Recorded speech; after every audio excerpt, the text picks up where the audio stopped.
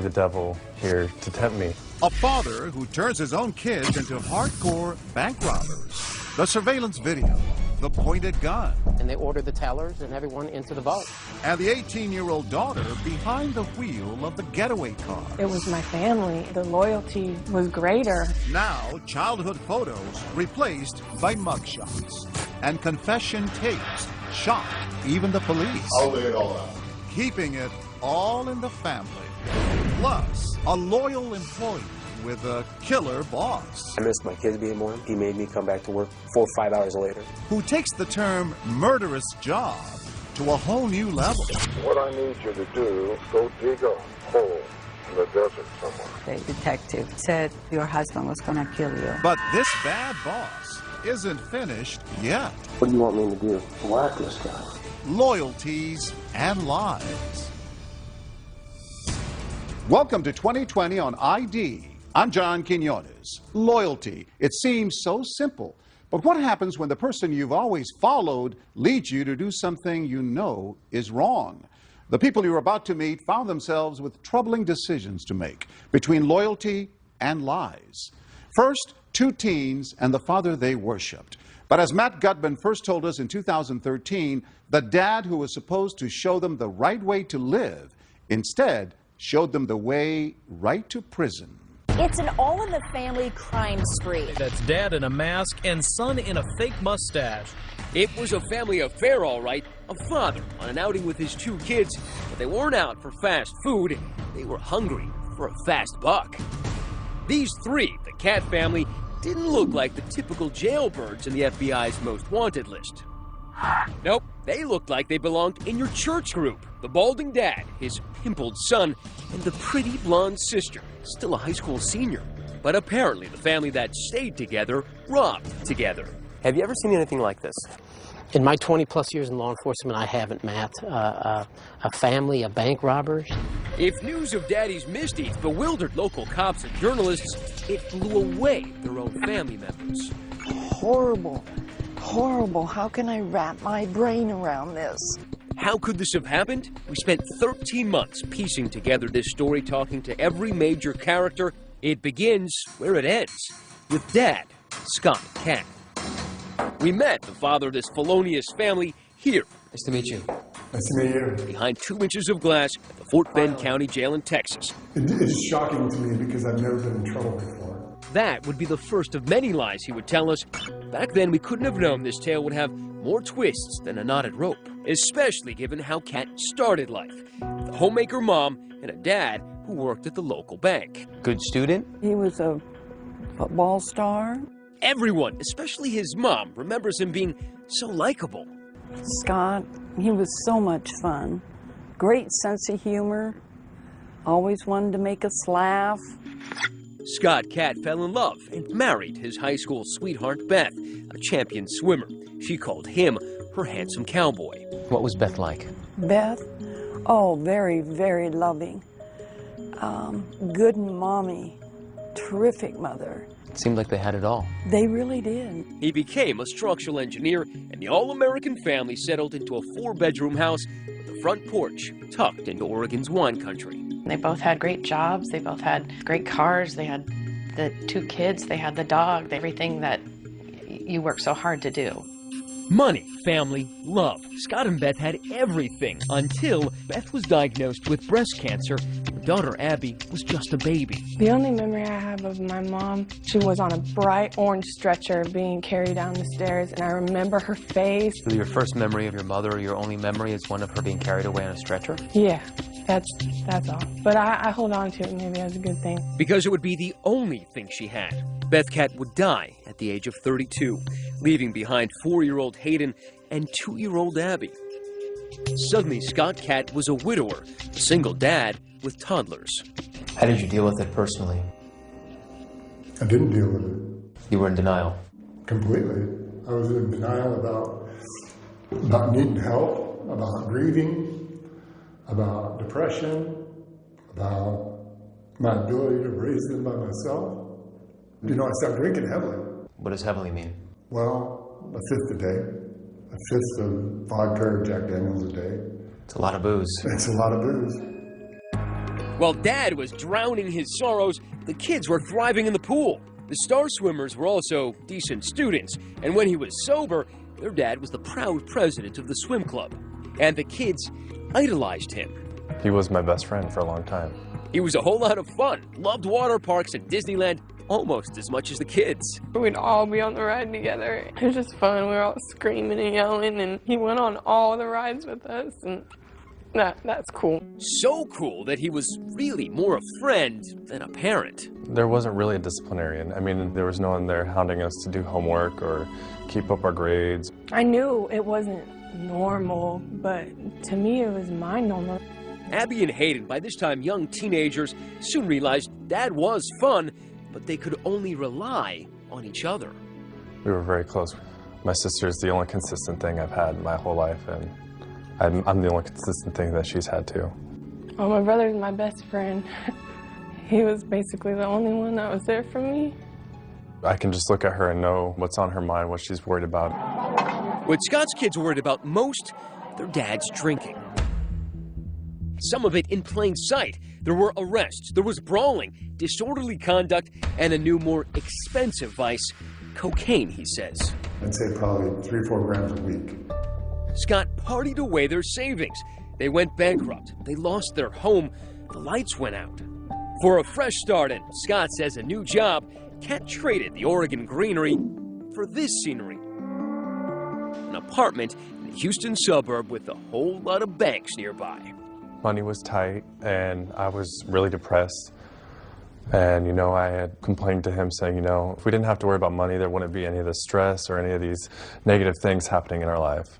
That's when he approached me and said, would you be willing to do something to get some money more illegal than selling drugs? And I said, yes. So you're 18 years old. You need money. Your father says, I have a plan to rob a bank. Shouldn't your first reaction be, are you crazy? Looking back on it, I can't believe that wasn't my first reaction. To say, are you insane? Why did you go along with it so easily? I had a real struggle. I knew it was wrong, but I was really motivated by the money. The night before the first bank I was supposed to rob with him, I had kind of a panic attack all night, deciding, do I want to go down this path of evil, or is this not for me? Ultimately, Hayden Cat would agree to walk down that path of evil. He really wanted my help. In his mind, 2 people could be much more successful at it. But maybe a third would be even better. And there was just one cat left to choose. Scott told Hayden to talk to his sister into joining their gang. She was a high school senior, just 3 months shy of graduating. My dad sent my brother to ask me. Your dad sent your brother to ask you? Yeah. To rob banks with them? Yeah. And then the next day, my dad just basically laid it all out. You know, I'll buy you a new car, and I'll get you an apartment. In some way, I was led on, like, this is how I protect them, and these are the only people I have. Now, son and daughter say this is when they crossed over to the criminal side. A plan was in motion, the mark, the Comerica Bank, just down the block. The morning of the first bank, I asked my dad, you know, are you the devil here to tempt me? And his answer is what really scared me. He said, yeah, probably. I'm asking you to rob a bank. So he knew full well the world he was bringing you into. The biggest point he made to me was the plan for all the details. The details would have been what you've seen in the movies. The fake mustaches, fake guns, in hopes of getting real cash. But what the kids were really banking on was beginner's luck. I was actually shaking so bad that the employees grabbed the bag and started throwing money in for me. The family robberies. What could possibly go wrong? When we come back.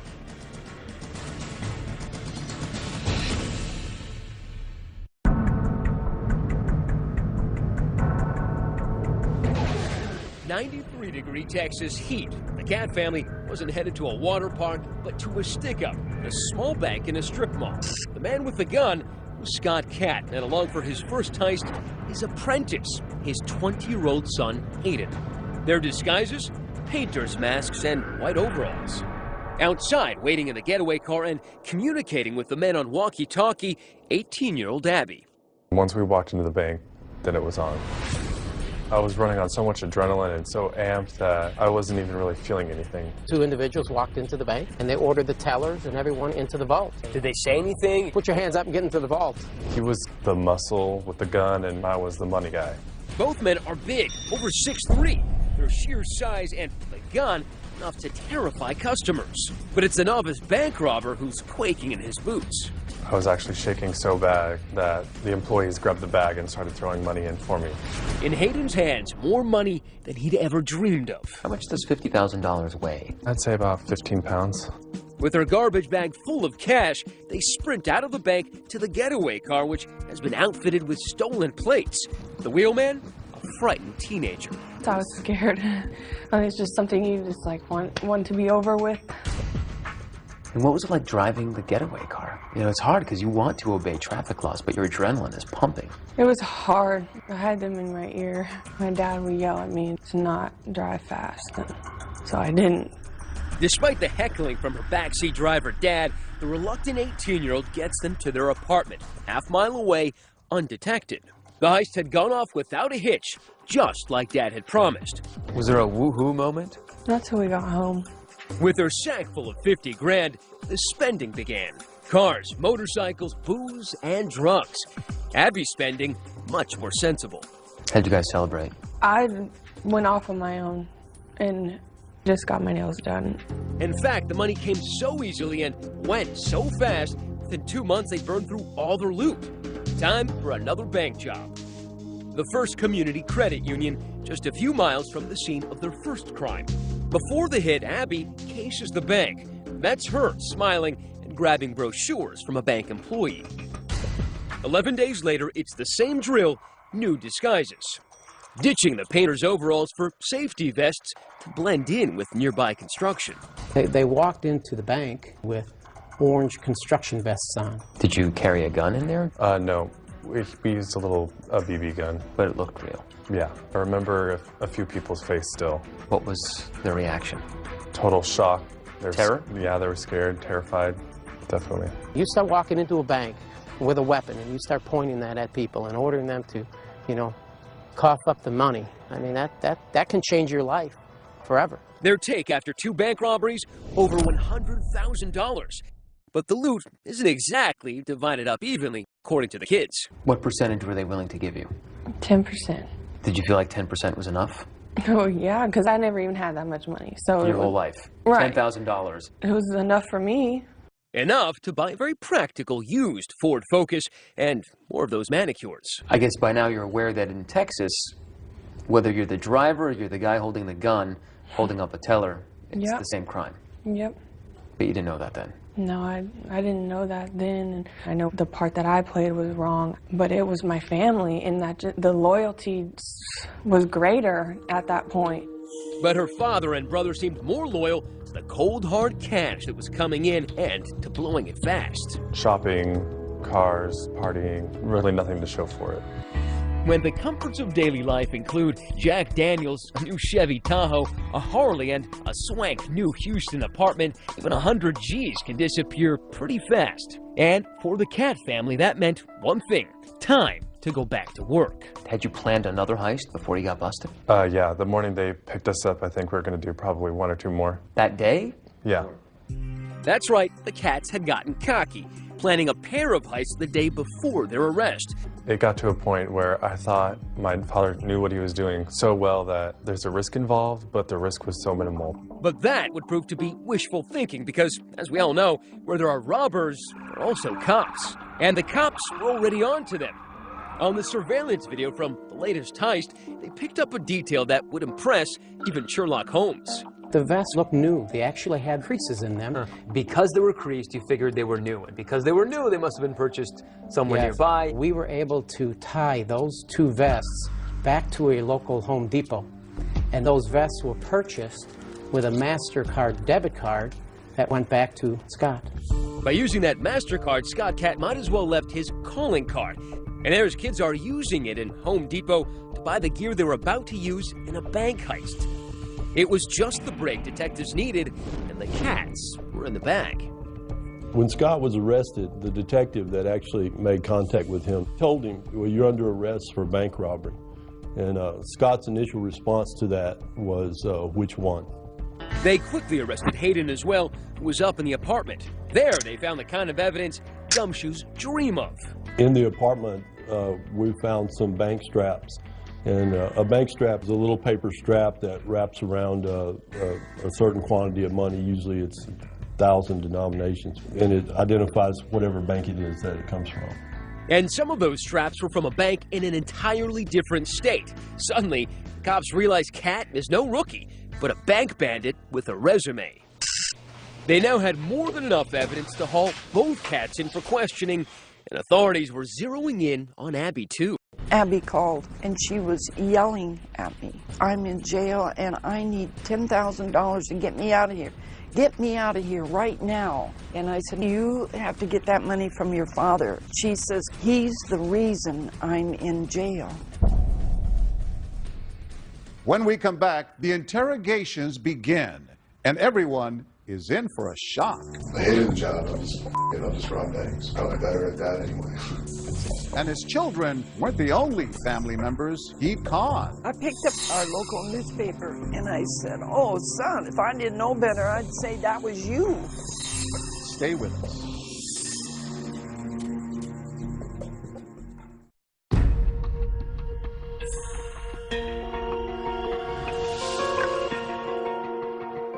Police had nabbed Scott Cat for holding up 2 banks. He wasn't the only cat in the hot seat. Just down the hall in another interrogation room was his 20-year-old son, Hayden. Scott made it clear as he walked in, he was ready to come clean. It's a deal reckoning. I get it. Investigators were expecting to hear about the 2 heists in Texas, but they were about to learn that Scott Cat's secret life of crime dated back to the Clinton administration. He didn't even ask for a lawyer before he started spilling the beans. First, federal savings and loan. For this head-scratcher, Scott actually needed a whiteboard to lay out crimes that began in his home state of Oregon, 2,300 miles away. It was like a seminar in bank robbing 101. So this was number 1. This was number 1, so I'd say I got about like $2,500, roughly. In total, Scott would confess to having robbed 5 banks in Oregon before even setting foot in Texas. I can go in there and just slam it and be out. I'm surprised he was able to, remain undetected, especially when one of the banks he robbed was in his hometown. You would think that someone would have known him. In fact, someone did. It was Scott Cat's own mother. I picked up our local newspaper, and on the front page was a picture of a man that robbed our local savings and loan, and that is where his father retired from. He worked at the bank? Yes. And I looked and I saw this frame of this big man, and I said, oh, son, if I didn't know better, I'd say that was you. And he grabbed the paper from me, and he looked at that, I remember so vividly, and he said, yeah, it does kind of. But a mother knows what her son looks like. Oh, I know, and his hands, I know his hands. And Scott said, well, he didn't get very much money. But her son was honing his skills, and you know what they say about practice. With each hit, he was banking more and more money. That one I got close to 30, because by then I had figured out that there were 2 cash drawers, so I made sure that I got both cash drawers. I selected a bank based on accessibility and escape. He didn't just see a bank and decide to rob it the next day. He would plan for weeks at a time. How many of those did either Hayden or Abby know about? None. This was all just... Not a one. I mean, you got to think back. They're still pretty young here. Scott says it was a job opportunity that brought them to Texas in early 2012. By then, Abby and Hayden were teenagers. Well, I had a nice chunk of money to come to Houston, right, and I blew it.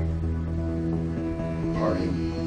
I just blew it. The cash tasted so sweet, Cat craved more, soon blowing off that job in Houston to focus on his more lucrative gig. I hated the job. It was a really bad job.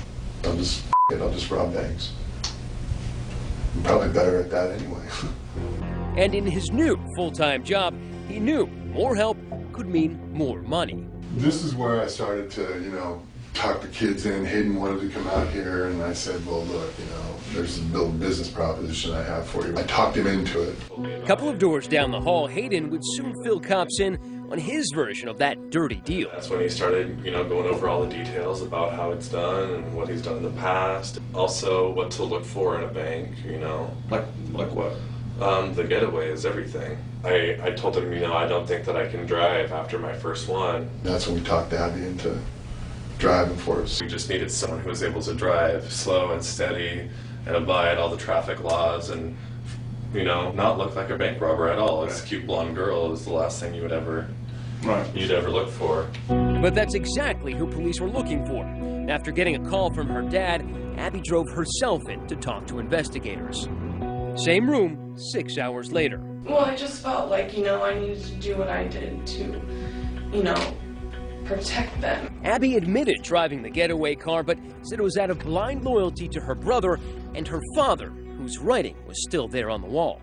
My mother died when I was 2, and a lot of it has to do with, you know,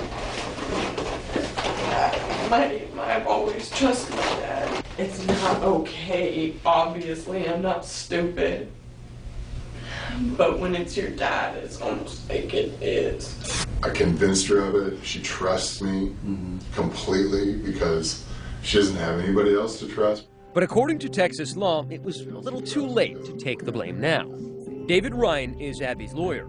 Abigail Catt was facing 5 to 99 or life in prison for aggravated robbery, even though she didn't put a gun in anyone's face, because under Texas law, just being involved in the crime itself was enough to make her as culpable as her father and her brother.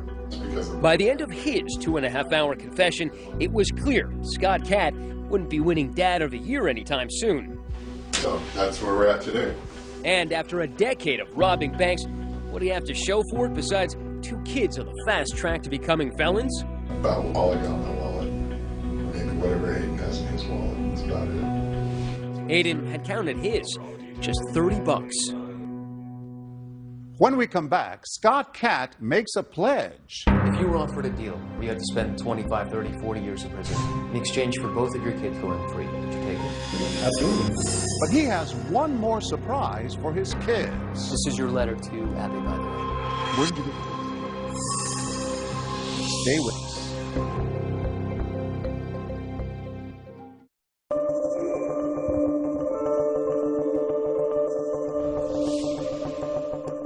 The pretty house with the wraparound porch in Oregon is now in the Cat's rearview mirror. Their new home is the big house behind the bars of the Fort Bend County Jail in Texas. The family had been held in separate cell blocks and hadn't seen each other in over a year. Jailhouse life had taken its toll. Scott said there wasn't enough food and he'd lost more than 70 pounds, almost unrecognizable to his own mother when we showed her footage from our interview. He's talking about $2,000 a week. Yeah. He doesn't look the same. Oh, I miss him. He's old. I don't want to see anymore. She's heartbroken by what her son did to the grandchildren she'd helped care for after their mother died. It's so hard. I wish I knew why he did this. I will never know. When we sat down with Scott, he wanted us to believe he was a changed man, a father who would do anything for his kids. If you were offered a deal where you had to spend 25, 30, 40 years in prison in exchange for both of your kids going free, would you take it? For them going free? Absolutely. What about life in prison? Sure. Would you have said you were a good father? I thought I was. Do you think you are now? I have the serious doubts. I mean, I think that we're all sitting in here right now because of my inability to be a parent. What would Beth say, your first wife? What would she say about you dragging your kids into... I can't even imagine. Can't even imagine. I'm really ashamed. Mommy. That's when he cries. About my mom. He wouldn't cry about his kids, but he cried about his wife. Yeah. In fact, as we would learn, he would put in pen and ink how little he cared. Abby's lawyer gave us letters from their dad in which he encouraged them to do hard time so that he could do less of it. With this new information, we went back to confront Scott, this time face to face. This is your letter to Abby, by the way. Where did you get this? It's your handwriting, isn't it? Yeah, it definitely is. And it's your letter. Yes. You told me recently that you would be willing to spend life in prison in order that your kids do not spend time in prison. But here you are asking her essentially to do time for you. I was trying to manipulate. I'm trying to get something Who are you manipulating? I'm trying to get everybody something that they can live with. Everybody, you got your kids involved in this. And you're asking them to do time for you. It says it right here. I do believe that you doing prison time will be good for me, and I know that wasn't an easy choice for you. And that's what she said to me in the previous letter, that she was willing to do that. Wouldn't most parents say, try to dissuade their children, say, please, don't admit to anything. I will take the entire blame here. I would love to, but they have so much evidence on everybody that what are we supposed to do? Your father says he blames himself. He says he's lied to you for many years. Mm-hmm. Do you believe him now? Am I just supposed to believe him all of a sudden? I want to, and I've always wanted to. But I believe he feels remorse, but I also believe that he still didn't have my best interests through all of this, through all the court stuff. But does it make you angry? Make you sad? Mainly sad that a situation like that was put in front of my face from the person that is supposed to keep me away from things like that. And that's been the hardest to deal with because that doesn't happen to everybody. And I feel like now I've lost my mom and now I've lost my dad. When we told Scott his kids thought he'd failed as a father, he was dumbfounded. Did they forget about all the times, the happy times, if they don't remember the trip to Disneyland? I wish I could have made those memories a little more lasting for them. And unbelievably, despite everything, Abby and Hayden say they forgive their father. I've forgiven him because I have to for myself, or I probably wouldn't be able to sleep at night. So I can start to live a normal life. I don't want hate, anger, any of that in my heart. If your father were right here, Hayden, what would you say to him? I'd tell him that I forgive him. And that I don't want him to carry this burden around with him for the rest of his life. But while his kids might forgive him, the court does not. How do you plead to the offense? Are you pleading guilty freely and voluntarily? Scott Katz's 15 minutes of infamy would stretch into 24 years of prison. I mean, I'm 51 years old, so to me, that is life. If I don't have the opportunity to get out and see parole and make amends to my family and friends and repair some of those relationships, then it might as well be life. Hayden accepted a deal of 10 years, a sizzling cell in Texas, a world removed from his suburban childhood in Oregon. Well, what do you expect prison life to be like? Hell. As close to hell on earth as you can get. How do you plead to the offense? Abby pled guilty and was given a 5-year sentence. Sheriff Troy Nels was so disturbed by Scott's manipulation of his kids that he's decided to help Abby. Instead of shipping her off to prison for 5 years, he's decided to keep her here at the jail, where we found her stitching patches onto police uniforms. I just feel that she's more of a victim in this. So my goal is to try to educate her, get her where she can get her GED, and try to teach her some type of a skill set here. So when she gets out, she can lead a productive life. For Abby, all she has left is her brother, Hayden. Why does that make you sad now? I feel like I can't help him and I can't comfort him, and that makes me sad. Making an unprecedented gesture, Sheriff Troy Nels allowed us to bring them together one last time before they served their sentences. Brother and sister haven't seen each other in a year, since the day of their arrest. Hayden is brought in shackled, hand and foot. And the jailhouse rules were strict. No touching. The soulmate siblings couldn't seem to help, reaching out. Abby. Breaking one last rule. Are you doing okay? Yes. Okay. I'm just happy to see you. Yeah, me too. Abby, I'm sorry, okay? I don't blame you for anything, Hayden. Just know that I love you forever. I love you too. I don't blame you for anything. Nothing. It's gonna be a long time until I see you. I know. I love you. I love you too. Can I give him a hug? No, I can't hug you. No? No. And on the spur of the moment, we asked the sheriff for one more act of kindness. You guys want to give each other a hug. The sheriff says it's okay. Really? Oh. It could be 10 years before Abby and Hayden could embrace again.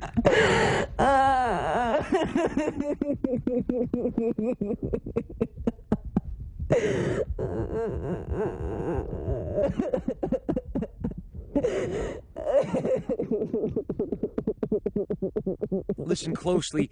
Our mic's picking up Abby's heart, pounding. It'll be okay. I know. It's just going to be a couple of years until I can see it. I love you. Abby, I love you too. I know.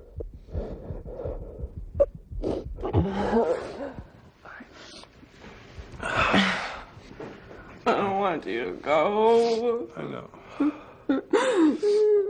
And gushing out came the grief and the regret and the anger. Thank you for the hug. I needed it. I know. I love you. I love you too, okay? Okay. If you ever start to feel down or anything, just start to think about all those good times we've had, okay? Okay. That'll get you through. Okay. All right. I love you. Abby, I love you too. I'll see you soon, okay? Okay, bye. And after 10 minutes of comfort, shackled again. The siblings' love for one another, the one thing their fool-hearted father couldn't destroy.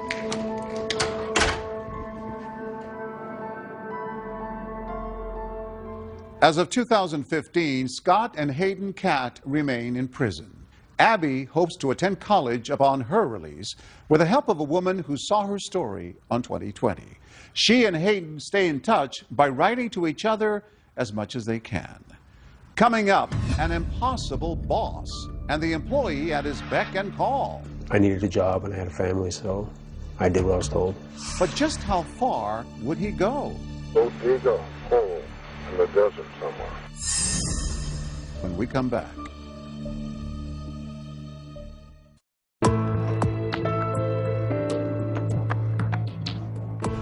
A long-suffering employee spends years meeting his boss's escalating demands, and then a new task, one that would make him an accomplice to murder.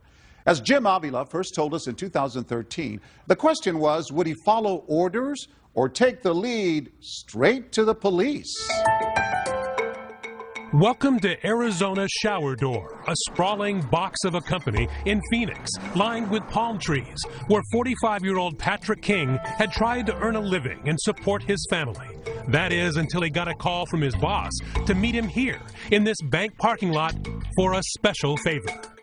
That's Patrick's truck. Inside is Patrick and his boss, Fred Nadler, and this is their day-off conversation. What I need you to do in super secrecy, okay? Let's go dig a hole in the desert somewhere. Dig a hole in the desert? Sound odd, even suspicious? Not to Patrick. In fact, it was just the kind of thing he was expecting after 5 years of working for Nadler, a self-made millionaire and owner of Arizona Shower Door, whose corporate credo was as clear as the glass he peddled. This is my company, you work for me, and if you don't like it, there's the door. Was he serious? Oh, yeah. Patrick started out as a crane driver, but quickly became Fred's right-hand man. And what kind of boss was he? Ruthless. So ruthless that Patrick says he was working 85 to 90-hour weeks, but only being paid for 40. I missed my kids being born. I didn't take any time off. He made me come back to work 4 or 5 hours later. And if Patrick had any objections, he said Fred had a special way of reminding him who was boss. He made me carry a paycheck stub that said Fred B. Nadler on it. 2-3 times a week, I'd have to pull out a paycheck. And he goes, "Who signs your paycheck?" And I said, "Well, it says Fred B. Nadler, sir." He goes, are we clear? And I said, crystal clear. And he wanted you to do whatever he said? Whatever, no matter what it was or what time of the day. Personal, private, business, anything? Everything. Including, he says, spying on his boss's wife. He had me get a phone with his wife and hidden GPS in it and track her 24 hours a day, 7 days a week. And I complained about a lot of the stuff there and not wanting to do it, but I needed a job and I had a family, so I did what I was told. But Patrick's connection with Fred's wife would reach far beyond her cell phone signal. Libby Nadler, like Patrick, was living in a prison of her own, under the thumb of a controlling husband, who she says ran the home just like his office. Everything was fine as long as I went along with it, with whatever he did. He would just tell me if I didn't like it, I could leave. Not all of their 18 years of marriage had been like that, of course. When he told me that he wanted to marry me, he told me that we were going to have a wonderful life. And it was. Trips, a nice home. They even adopted and raised 2 children together. But Fred, she says, always was clear about one thing. He didn't like to spend money. He only liked making it. In his mind, he thought that everything was his. He didn't want to share, not with me, not with anybody else, as long as he was alive. Which meant divorce would be a little tricky. That's when, according to Patrick, Fred's behavior took a twisted turn. He started dropping these little subtle hints and say stuff like, it's getting me a lot of money for you. Coming from a boss who allegedly thought worker pay was optional, the promise of a big bonus seemed to Patrick a major red flag. Sure enough, 3 days later. My phone rings, caller ID, and it said Spike on it. And he goes, we need to meet. Which brings us back to this parking lot. And as soon as I stopped here, he got up, started walking over. So he comes over, and as soon as he gets in, I hit record on this recorder. And I have it sitting right here, and I push record, and I set it right here on the ledge. We're sitting here talking. What I need is somebody I can trust. That's me. Let's go dig a hole in the desert somewhere. That's easy to do, especially in Arizona. That's right. You got to do it at such a time and a place that nobody can see you do it. And he finally said, you know, she filed for divorce. She's going to ruin the company. There's going to be 180 employees and families out of work. You're going to be the savior. You're going to save the company. I was just like, you know, I didn't want to believe it. I will give you a bundle to put in that hole, okay? I'm not telling you what's going to be in the bundle. Be wrapped in a blanket or a sheet or something. And just keep quiet. So you have to use it the rest of your life. He pulls out a stack of money wrapped in a yellow band, $1,000 on it. Goes, you know, just for showing up, I'm taking care of you, and he throws it at me. So this man who never gave you anything, maybe $20, gives you $1,000 all of a sudden. And Fred, he says, promised more. $10K every year that Patrick stayed with the company and kept his trap shut.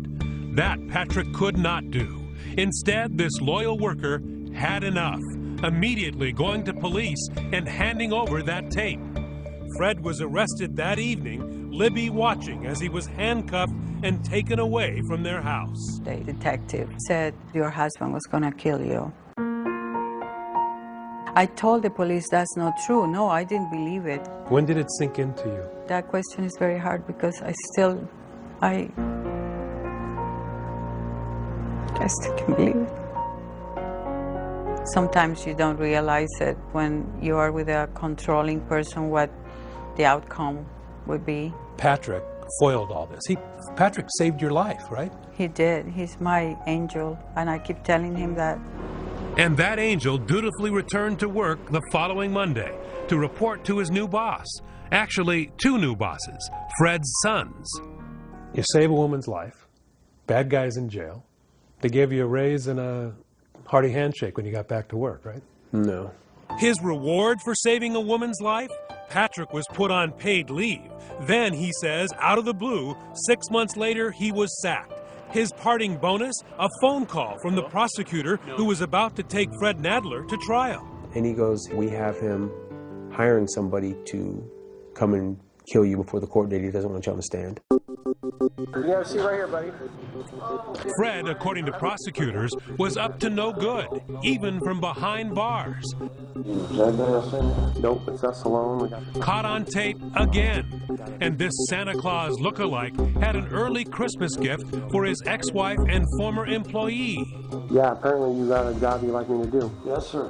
I've got 2 jobs. I'm going to need names. I'm going to need where they live. I'm going to know what you want me to do. Well, Patrick King. What do you want me to do? Whack this guy. Okay. Who else? My ex-wife. There's going to be a lot of scrutiny with these 2 people passing. Okay. Significant people in my life. That's caused me a great deal of problems. But Nadler had more. The hit on Libby required some special handling. You have dogs? Yes. 2 little dogs, they only stand about this high. Meet Fritzy and Shotzi, who Fred apparently wanted the hitman to take care of as well. They're my love of my life. If there's anything I do love that's left, it's my 2 little puppies. So I just like to make sure if it's a day or 2 before somebody finds someone, that they have plenty of water and there's a bag of dog food in the laundry room. Just make sure they got a little something to eat for a while. Nadler might not see Fritzy and Shotzi for a while. He's charged with conspiracy to commit murder and conspiracy to commit abandonment of a body. Even though the ordeal has turned his life upside down, Patrick says he has no regrets. You're a working man, right? You're struggling to make life good for your family. Here's a guy who's offering you at least 10 grand. Were you ever tempted in any way to go on with this? No. I don't care if he would have whipped out $1 million right there on the spot. It would have been the same outcome. As of 2015, Patrick King still lives and works in Phoenix. He says he continues to worry about Fred Nadler's threats on his life. He and Libby remain in touch. As for Fred Nadler, the charge of conspiracy to commit murder was dropped. In exchange, he pled guilty to attempted kidnapping and was sentenced to 8 years in prison. I'm John Quinones. Please join us next time for another edition of 2020 on ID.